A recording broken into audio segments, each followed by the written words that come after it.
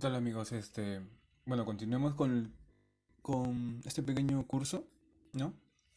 Ahora vamos, a ver qué son las tendencias, ¿no? Las tres tipos de tendencias, qué tipos de análisis de mercado hay, ¿no? Actualmente. Bueno, y que siempre ha habido, ¿no? Los tres tipos de análisis de mercado, las tendencias que son alcistas, bajistas, laterales, ¿no? Para poder ir ya introduciéndonos en el tema de ver, de hacer un estudio de un mercado, ¿no? Puede ser cualquier mercado, en ese caso estamos viendo criptomonedas. Entonces vamos a ver, ¿no? Cómo interpretar estos gráficos, ¿no? Que son estas pequeñas velas que se llaman velas japonesas, a veces salen como si fuesen líneas, ¿no? Como si fuesen líneas, más o menos así, ¿no? Te salen así. Vamos a ver qué es esto, ¿no? ¿Qué es lo más usado? Ya. Vamos a empezar con los tipos de análisis, ¿ya? Los análisis, son tres, ¿no? Uno es el análisis, el fundamental, ¿no?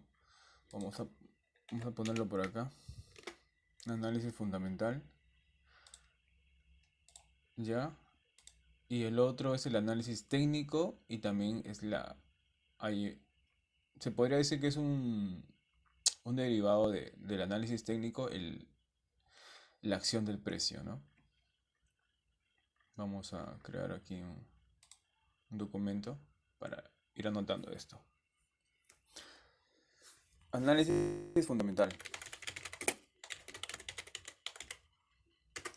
Análisis técnico, creo que lo estoy escribiendo mal.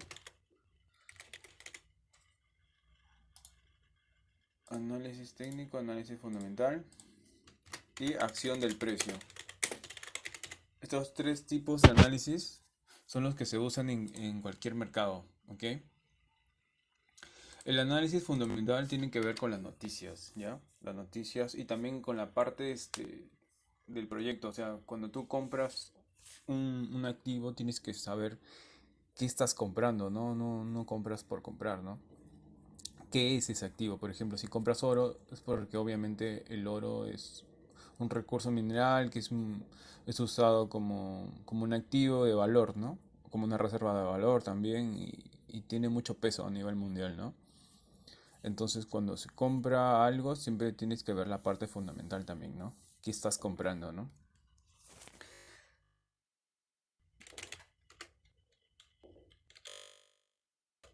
Por decir así, valor del activo, ¿no? Su valor, ¿no?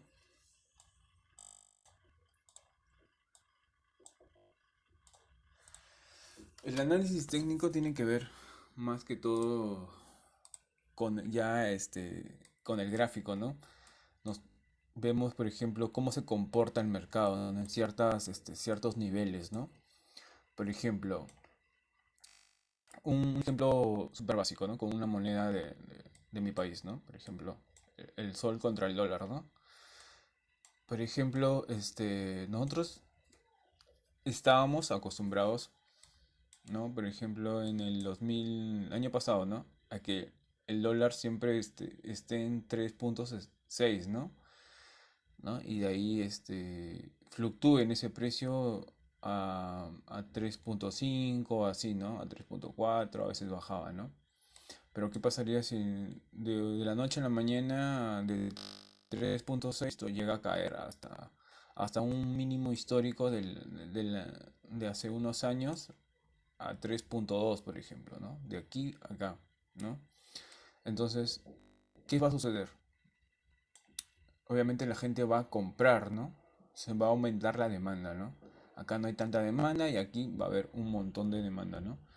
Eso va a accionar que toda la gente quiera comprar dólares porque está, por decir así, en oferta, ¿no?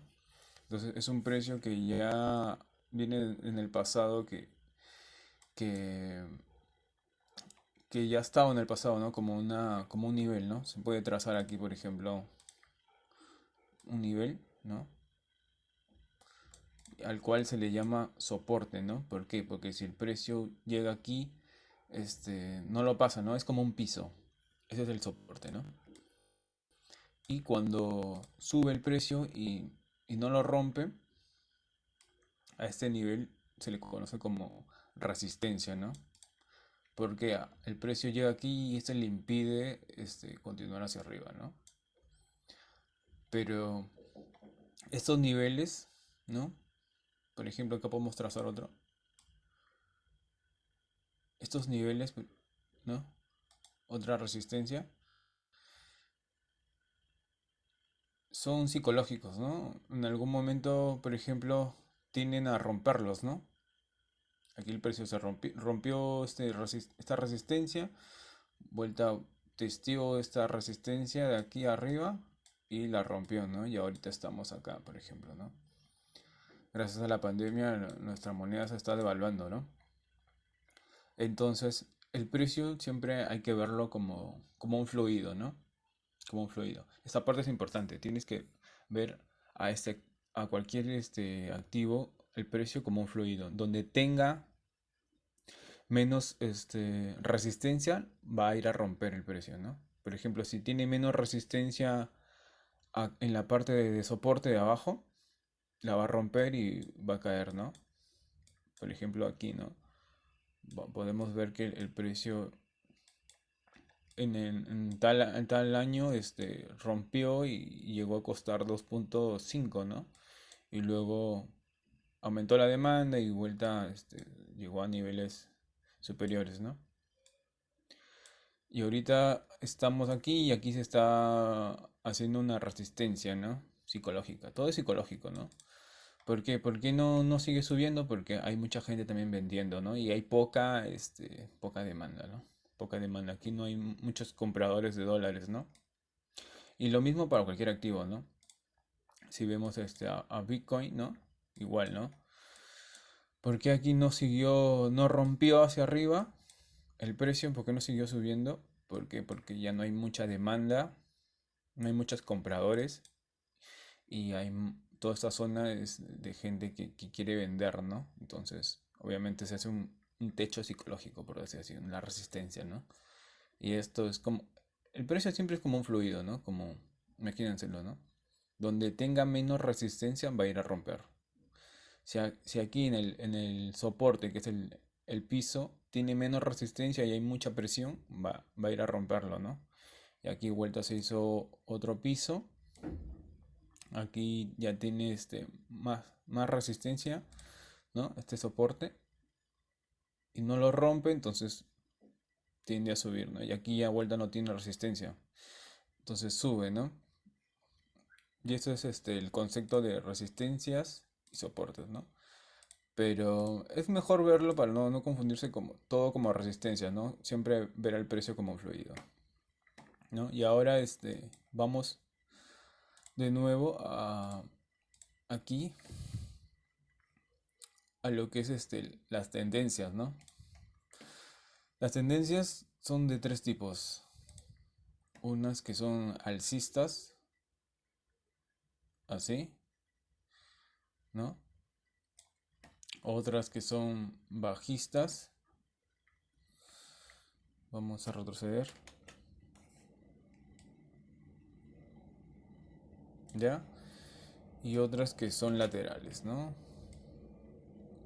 O rangos, ¿no? El precio nunca va a hacer este movimiento, ¿no? Irse en línea recta, ¿no? Siempre tiene sus retrocesos. Ni tampoco se va a ir al cielo, ni tampoco se va a ir al infierno de forma de caída libre, ¿no? El precio siempre está moviéndose en ondas, ¿no? Hay temporadas en las que la gente suele comprar, hay gente en la que la gente suele vender, así, ¿no? Por ejemplo, son ciclos, ¿no? Ciclos. Ciclo por ejemplo, esto es un indicador, ¿no? Que te indica los ciclos, ¿no? Por ejemplo, aquí empieza un ciclo de compras, luego, obviamente, las personas que compran acá abajo Si ven que el precio no tiene resistencia aquí y comienza a subir y hay mucha demanda, llega a un nivel en que ven que el precio ya no está subiendo más y quieren vender, ¿no? Sus posiciones. Los que compraron aquí venden acá arriba, ¿no? Y le sacan un beneficio, ¿no? Por ejemplo, en este caso del 350%, ¿no? Si metes $100, sacas 350, ¿no? Por decir así, ¿no? Entonces ya empieza un ciclo de ventas, ¿no? O sea, todos aquí compran para vender, ¿no? Todos compran para sacarle un beneficio, ¿no? Cuando se meten a este mundo. Y el precio, si se fijan, tiene sus retrocesos, ¿no? Se mueve en... No se mueve en línea recta, siempre se mueve en ondas, ¿no? Y cuando cae, igual, ¿no? Siempre va encontrando niveles donde tiene resistencia a romper el precio, ¿no? Y también, a ver, lo que es los rangos, lo que le comentaba, por ejemplo, eso se ve más en gráficos menores, ¿no? Por ejemplo, aquí, el precio ni está subiendo ni está bajando, ¿no? Está haciendo, se ve atrapado como que en un canal, ¿no? En esta parte de aquí y en esta parte de acá, ¿no? Acá igual, por ejemplo, ¿no? Acá igual, esto y este nivel hacen como que un canal, ¿no? Entre el precio se ve atrapado.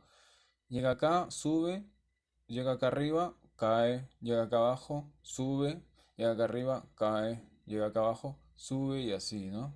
Hasta que encuentra menos resistencia por una de los lados y lo tiende a romper, ¿no?